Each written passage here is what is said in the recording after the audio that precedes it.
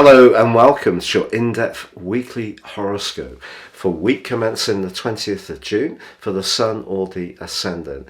Going to give you the key themes to look out for as usual.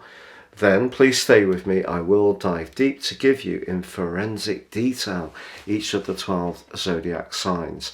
If my energy seems slightly lower, I do have COVID, but I will do my best to outline all the key pieces of information for you. So as this week begins, the Sun just briefly forges a quincunx with Pluto. So the Sun on its last day in Gemini is in a rather tense angle to the planet of power. So a conversation that's to do with work or money, or it may be an idea that we have that doesn't quite mesh with someone in a position of authority. But by Tuesday we have the summer solstice and the beginning of cardinal quadrant 2. So this is the second 13-week period of the astrological year. And of course the sign of Cancer, which the Sun moves into, is very much about nurture, protection, security in its physical or emotional context, and our environment, something that we're all very passionate about these days. But just before the Sun moves, there is a quarter moon in the sign of Pisces, another water sign like the Sun, but its right angle to the Sun in Gemini just suggests that we need to choose our words with care this week.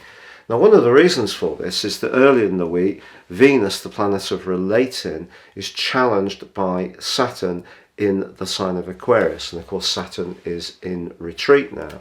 So if we become more aware of a relationship where our values don't mesh with the other person, it could be that there could be quite a stumble or even a cold point between two people, whether it's in a business relationship or a personal one.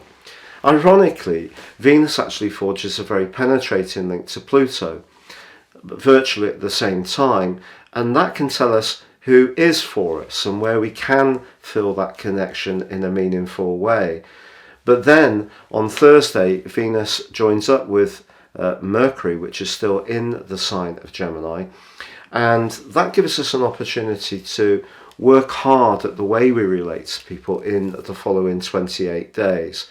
Now, towards the end of this week, the Sun, newly arrived in Cancer, does go into a square with Jupiter, which is kind of larger than life influence.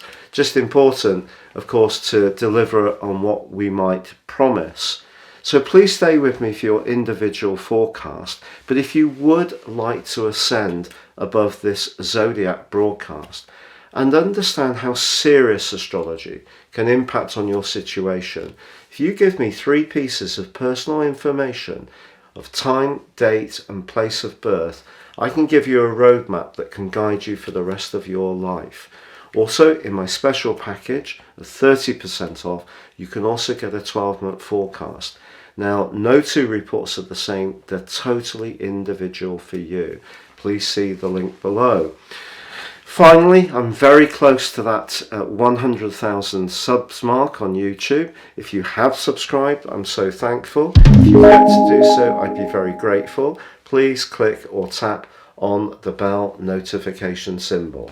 So Libra, your week commencing the 20th of June forecast sees big action concerning your ruling planet of Venus. So this is particularly relevant for your interest this week. Now, early in the week, Venus is trapped in a rather abusive relationship with Saturn, to be honest.